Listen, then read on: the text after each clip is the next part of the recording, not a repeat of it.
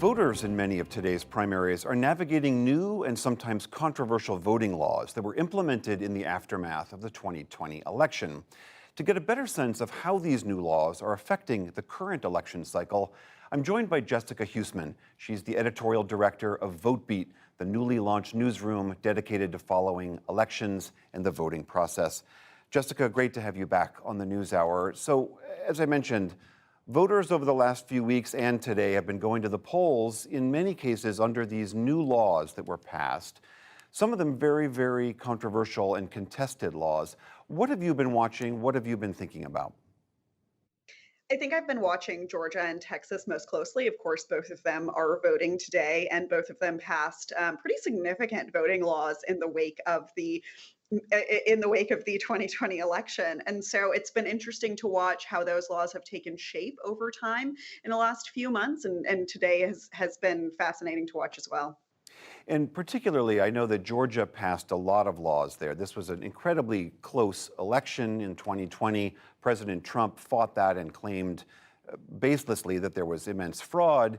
And Governor Brian Kemp there has championed this law that they passed to say, look, we addressed the issues that people might have had. And Republicans there have been touting the fact that voter turnout, early turnout, has been very, very high. Thus, there's no sense of voter suppression, which was the accusation. Is that your sense that that is true, that voters have been able to navigate these new laws? I think they certainly have been able to navigate them, but that's no thanks to the legislature or to Brian Kemp. There's a really fascinating statistic that came out just a couple of days ago. Georgia is actually the most registered state in the country. 95% of Georgians who are eligible to vote are now registered, which is a truly amazing statistic. And I think that it's because of the fervor that came out of the passage of these laws. Activism groups have been incredibly instrumental in registering folks and turning them out to the polls in Georgia. So, I think high turnout after a law that made voting less easy still doesn't make voting easier. So I don't know that it's appropriate for them to take credit for this high turnout. I think, in fact, conversely, the anger over those bills is what's driving people to the polls. So interesting. I know you've also been monitoring polls today in different states. Have there been any irregularities that rise to the level of really paying attention to? You know what? Not so far. We've been following the election closely in Texas and in Georgia, and last week in Pennsylvania. And essentially, all of the big problems that we saw, well, big is probably an exaggeration. Most of them have been basically routine, even in a place like Lancaster, Pennsylvania, in which their ballot vendor misprinted several thousand ballots that were unable to be scanned.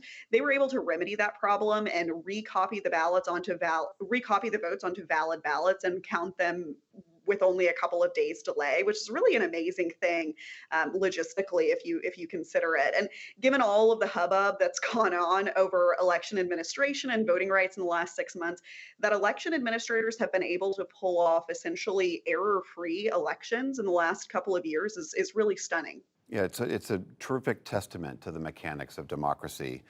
Speaking of the hubbubs, one of the hubbubs has been this ongoing much debunked lie that the last election was riddled with fraud and that it was stolen from former President Trump.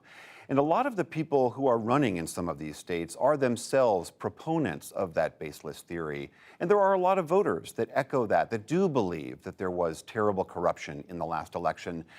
How do you see that those views and those candidates have actually played out in this election?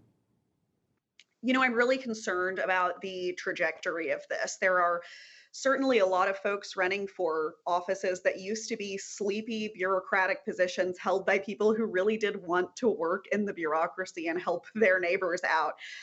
Those positions are changing. They are now heavily politicized. They are now seen as a stepping stone to higher office. And so we're seeing a lot of really troubling conspiracy theories being spread about by people running for the very offices who are supposed to safeguard these positions. And so that's really, really concerning. What do you think that does to voters who are somewhere in the back of their mind thinking, I've been hearing that this process is tainted? I think that you can only tell people for so long that the system is flawed before they choose to stop participating in it. And Georgia is an excellent example of this. There was not a single pollster in the country who would tell you that both Senate seats in Georgia in 2020 would flip to Democrats, but they did. And that's largely because Republicans elected not to vote by mail because they were told that the system was flawed and they figured, what's the point?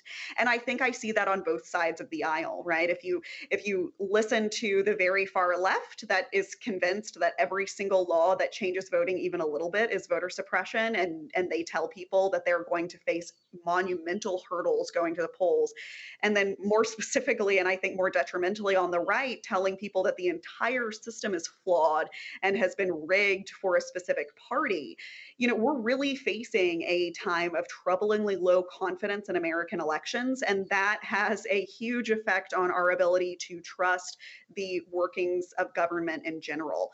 Jessica Huseman of Votebeat, always good to see you. Thank you so much. Thank you.